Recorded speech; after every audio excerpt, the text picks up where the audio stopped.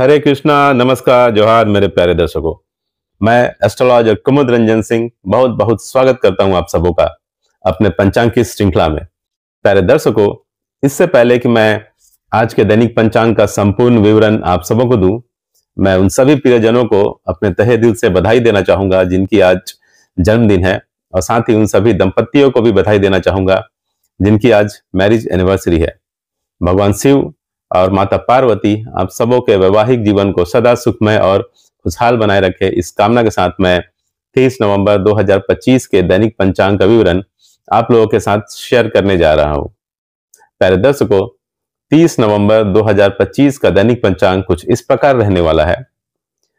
विक्रम संवत 2082, शक संवत 1947 है, कली संवत 5127 है, वार रविवार होगी, मास मार्गशीर्ष है, पक्ष शुक्ल पक्ष है, ऋतु हेमंत ऋतु होगी, तिथि आज 10वीं तिथि होगी रात के 9:29 PM तक।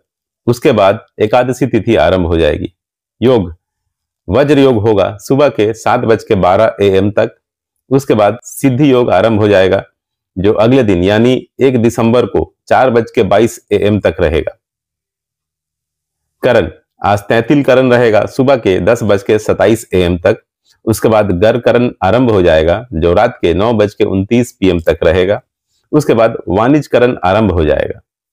सूर्य राशि वृश्चिक होगी, सूर्य नक्षत्र आज अनुराधा होगी, चंद्र राशि आज मीन होगी, चंद्र नक्षत्र आज उत्तरा भाद्रपद होगी जो रहेगी अगले दिन यानी 1 दिसंबर को 1:11 AM तक।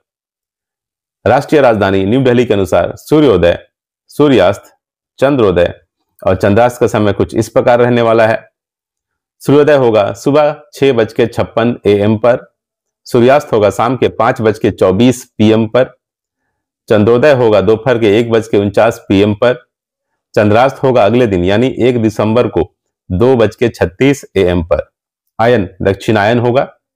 चलिए प्यारे दर्शकों, अब हम 30 नवंबर 2025 के शुभ अशुभ मुहूर्त और काल की चर्चा कर लेते हैं। अभिजीत मुहूर्त आज रहेगा दिन के 11:49 AM से दोपहर के 12:31 PM तक। अभिजीत मुहूर्त में सभी प्रकार के दोषों को नष्ट करने की अद्भुत क्षमता होती है, इसलिए जब आपको किसी शुभ कार्य को करने के लिए कोई लग्न या शुभ मुहूर्त नहीं मिल रहा हो तो आप अभिजीत मुहूर्त में उस काम को कर सकते हैं। अभिजीत मुहूर्त में किए गए समस्त कार्य सदैव सफल होते हैं, बहुत जल्द पूरे हो जाते हैं। समस्त दोषों का नाश करने वाला यह मुहूर्त सर्वश्रेष्ठ होता है। सिर्फ बुधवार के दिन आपको अभिजीत मुहूर्त का त्याग करना चाहिए। अमृतकाल आज रहेगा रात के 8:37 PM से रात के 10:08 PM तक। अमृतकाल दिन के 24 घंटे में एक विशेष छोटा मुहूर्त होता है। इसका समय नक्षत्र और चंद्रमा की स्थिति के आधार पर निर्धारित होता है। अमृतकाल को हम अमृत सिद्धि योग या श्रेष्ठ कार्य सिद्धि मुहूर्त के नाम से भी जानते हैं। अमृतकाल उपयुक्त होता है नया काम शुरू करने के लिए, पूजा हवन आदि कार्य करने के लिए, नया व्यापार स्टार्ट करने के लिए, निवेश करने के लिए, किसी कॉम्पिटिटिव एग्जाम या जॉब का इंटरव्यू देने के लिए। अमृत समय आज रहेगा दिन के 10:51 AM से दोपहर के 12:10 PM तक। उसके बाद रात के 7:05 PM से रात के 8:47 PM तक। जहां तक अमृत समय की बात है, इसका निर्धारण दिन और रात के चौघड़िए के आधार पर निर्धारित होता है। इसका नक्षत्र और चंद्रमा की स्थिति से कुछ लेना देना नहीं है। अमृत समय का उपयोग यात्रा प्रारंभ करने, छोटे काम करने, व्यापार करने, घर से निकलने आदि के लिए किया जाता है। संक्षेप में हम कह सकते हैं कि चौघड़िया वाला जो अमृत समय होता है, इसका इस्तेमाल रोजमर्रे के काम के लिए किया जाता है।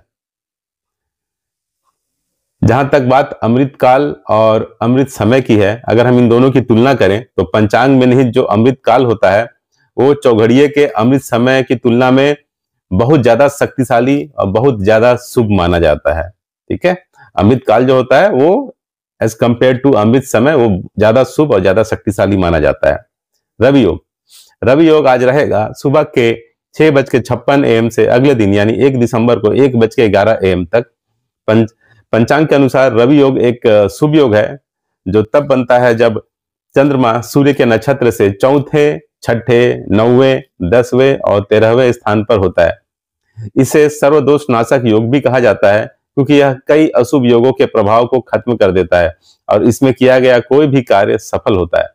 रवि योग के दौरान सभी प्रकार के शुभ और मांगलिक कार्य, जैसे कि नए काम की शुरुआत, निवेश करना, गृह प्रवेश करना, विवाह आदि करना बहुत लाभकारी होता है। यह योग सभी प्रकार के दोषों को नष्ट करने की क्षमता रखता है। इसलिए यदि कोई शुभ मुहूर्त किसी कारणवश उपलब्ध ना हो तो रवि योग होने पर उसे शुभ माना जाता है। यह योग सूर्य और चंद्रमा से संबंधित होता है, इसलिए सूर्य और चंद्रमा की पूजा करना इस योग में विशेष लाभकारी माना जाता है। सर्वार्थ सिद्धि योग। सर्वार्थ सिद्धि योग आज रहेगा सुबह के 6:56 AM से अगले दिन यानी 1 दिसंबर को 1:11 AM तक। सर्वार्थ सिद्धि योग एक अत्यंत शुभ ज्योतिषीय संयोजन है जो सभी प्रकार के शुभ कार्यों में सफलता को सुनिश्चित करता है। यह एक विशिष्ट वार और नक्षत्र के संयोग से बनता है और इस योग में किए गए किसी भी कार्य के सफल होने और मनोकामनाओं की पूर्ति की संभावना अधिक होती है। यह एक अत्यंत शुभ मुहूर्त होता है। इस मुहूर्त में आप नया व्यापार स्टार्ट कर सकते हैं, वाहन आप खरीद सकते हैं, घर की रजिस्ट्री आप करवा सकते हैं, सगाई कर सकते हैं, निवेश अर्थात इन्वेस्टमेंट कर सकते हैं। विजय मुहूर्त। विजय मुहूर्त आज रहेगा दोपहर के 1:54 PM से दोपहर के 2:36 PM तक। विजय मुहूर्त में आप केस मुकदमे से संबंधित कार्य को आगे बढ़ा सकते हैं और सरकारी दस्तावेजों से संबंधित कार्य को भी आप पूर्ण कर सकते हैं। गोधली मुहूर्त। गोधली मुहूर्त आज रहेगा शाम के 5:21 PM से शाम के 5:48 PM तक। गोधली मुहूर्त में निद्रा का त्याग करना चाहिए, भोजन ग्रहण नहीं करना चाहिए तथा घर की साफ सफाई नहीं करनी चाहिए। गोधली मुहूर्त में आप भगवान की पूजा कर सकते हैं, आरती कर सकते हैं, स्पेशली भगवान शिव की। निशिता मुहूर्त।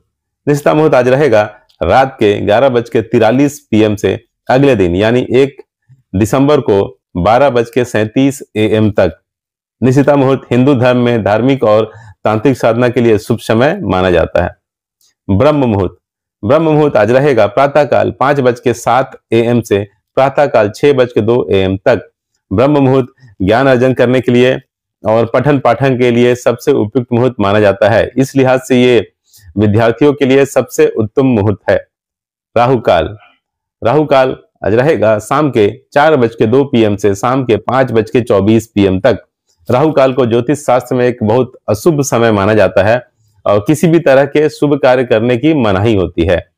राहु इंसान के दिमाग को प्रभावित करता है, जिसकी वजह से इंसान के निर्णय लेने की क्षमता प्रभावित होती है। इसलिए सभी तरह के शुभ कार्य करने की मनाही होती है राहु काल के दौरान। गुलिक काल। गुलिक काल आज रहेगा दोपहर के 2:47 PM से शाम के 4:05 PM तक। गुलिक काल शुभ भी हो सकता है और अशुभ भी। गुलिक काल में जो भी काम होता है वो रिपीट होता है अर्थात दोहराता है। इसलिए गुलिक काल में अगर आप कोई ऐसा कार्य करते हैं जिसके दोहराने से आपको फायदा हो तो आपके लिए गुलिक काल शुभ होगा। लेकिन अगर आप कोई ऐसा कार्य करते हैं जिसके रिपीट होने से, दोहराने से आपको हानि हो और क्षति हो तो ये गुलिक काल आपके लिए अशुभ होगा। गुलिक काल में आप धन संग्रह का काम कर सकते हैं, वाहन खरीद सकते हैं, अचल संपत्ति खरीद सकते हैं। गुलिक काल में आप अंतिम संस्कार अर्थात दाह संस्कार वाले कार्य बिल्कुल ना करें, विवाह ना करें, सगाई ना करें, बैंक से लोन ना लें तथा किसी भी प्रकार का कर्ज ना लें। यमगंड। यमगंड आज रहेगा दोपहर के 12:10 PM से दोपहर के 1:28 PM तक। यमगंड का मतलब होता है यमराज का समय। ज्योतिष शास्त्र में यमगंड को एक अशुभ समय माना जाता है।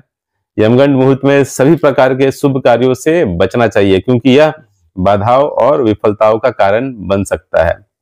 यमगंड के दौरान केवल अंतिम संस्कार जैसे मृत्यु से संबंधित संस्कार ही किए जा सकते हैं क्योंकि यह जीवन के अंत से जुड़ा हुआ है। दुमुहूर्त। दुमुहूर्त आज रहेगा शाम के 4 PM से यानी शाम के 4 PM से शाम के 4:42 PM तक। जब दो अशुभ मुहूर्त मिलकर एक साथ पड़ते हैं तो उसे दुमुहूर्त माना जाता है। दुमुहूर्त को अशुभ मुहूर्त की श्रेणी में रखा जाता है। ऐसी मान्यता है कि इस समय आरंभ किया गया कार्य बार बार रुकावट या नुकसान दे सकता है। दुमुहूर्त में नए काम की शुरुआत नहीं करनी चाहिए, यात्रा नहीं करनी चाहिए, शादी सगाई नहीं करनी चाहिए, किसी नए चीज की खरीदारी नहीं करनी चाहिए, निर्माण कार्य शुरू नहीं करना चाहिए, नया बिजनेस स्टार्ट नहीं करना चाहिए और कोई नया कॉन्ट्रैक्ट भी आपको साइन नहीं करना चाहिए। वज्र मुहूर्त आज रहेगा दिन के 11:30 AM से दोपहर के 1:01 PM तक। पंचांग में वज्र मुहूर्त को अशुभ योग माना जाता है और इसे दोष काल भी कहा जाता है। वज्र मुहूर्त नक्षत्र और करणों की विशिष्ट गणना से बनता है। यह समय गणितीय रूप से ऐसा होता है कि ग्रह नक्षत्र शुभ कार्यों के लिए अनुकूल नहीं माने जाते। इस अवधि में शुभ कार्यों की शुरुआत नहीं करनी चाहिए, जैसे शादी सगाई नहीं करनी चाहिए, गृह प्रवेश नहीं करना चाहिए, नया काम शुरू नहीं करना चाहिए, पूजन हवन नहीं करना चाहिए, महत्वपूर्ण यात्रा भी आपको अवॉइड करनी चाहिए। गंडमूल गंडमूल का समय रहेगा अगले दिन यानी 1 दिसंबर को 1:11 AM से सुबह के 6:56 AM तक। गंडमूल काल को भी अशुभ माना जाता है। गंडमूल काल अशुभ होता है और जिन बच्चों का भी जन्म इस काल में हुआ हो उसके लिए गंडमूल नक्षत्र शांति पूजा करवाना अनिवार्य होता है। भद्राकाल भद्राकाल आज के दैनिक पंचांग के अनुसार भद्राकाल नहीं है। पुराने के अनुसार भद्रा भगवान सूर्यदेव की पुत्री है और शनिदेव की बहन। किसी भी मांगलिक कार्य में भद्रा योग का विशेष ध्यान रखा जाता है क्योंकि भद्राकाल में मंगल उत्सव की शुरुआत और समाप्ति दोनों अशुभ मानी जाती है। भद्राकाल में मुंडन, विवाह, गृह प्रवेश, तीर्थ स्थलों का भ्रमण, निवेश से संबंधित कार्य और नए व्यापार इत्यादि कार्यों की शुरुआत ना करें। भद्राकाल उपयुक्त माना जाता है अपने दुश्मन पर प्रहार करने के लिए, हथियारों का इस्तेमाल करने के लिए, सर्जरी या ऑपरेशन से रिलेटेड कार्य करने के लिए, किसी के विरोध में कानूनी कार्रवाई करने के लिए, आग लगाने के लिए तथा भैंस, घोड़े और ऊंट आदि जानवरों से संबंधित कार्य को करने के लिए। लेकिन दर्शकों, मैंने आपको जैसा पहले ही बता दिया है कि आज के दैनिक पंचांग के अनुसार भद्राकाल नहीं है। पंचक आज पूरे दिन और पूरी रात अर्थात अहोरात्रि। अहोरात्रि का मतलब है पंचक आज पूरे दिन और पूरी रात्रि रहेगी। पंचक हिंदू पंचांग में एक अशुभ काल होता है जो तब बनता है जब चंद्रमा 5 विशिष्ट नक्षत्रों से होके गुजरता है। और ये 5 विशिष्ट नक्षत्र कौन कौन है? तो ये है धनिष्ठा, सदभिषा, पूर्व भाद्रपद, उत्तरा भाद्रपद और रेवती। यह समय अवधि लगभग 5 दिनों की रहती है और इसे अशुभ समय माना जाता है और इसलिए इस दौरान शुभ कार्यों की मनाही होती है। पंचक के दौरान लकड़ी से संबंधित निर्माण कार्य जैसे छत ढालना या फर्नीचर बनवाना को अशुभ माना जाता है। विवाह, सगाई, मुंडन, गृह प्रवेश, नया वाहन खरीदना, सोना चांदी खरीदना और बड़े सामूहिक कार्य को भी टालने की सलाह दी जाती है पंचक काल के दौरान। यदि पंचक में मृत्यु हो जाए तो ज्योतिषीय मान्यताओं के अनुसार विशेष अनुष्ठान किए जाते हैं। लेकिन एक बात मैं यहाँ क्लियर कर देना चाहता हूं कि बुधवार और बृहस्पतिवार से स्टार्ट होने वाले पंचक को दोषमुक्त माना जाता है और चूंकि ये पंचक बुधवार से शुरू हुआ है इसलिए दोषमुक्त पंचक है।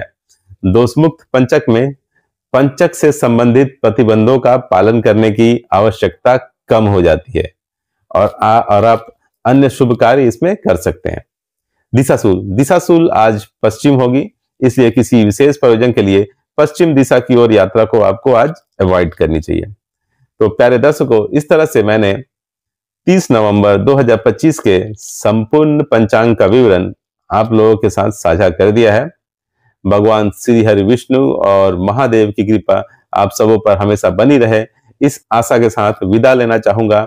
तब तक के लिए नमस्कार। जय श्री कृष्ण।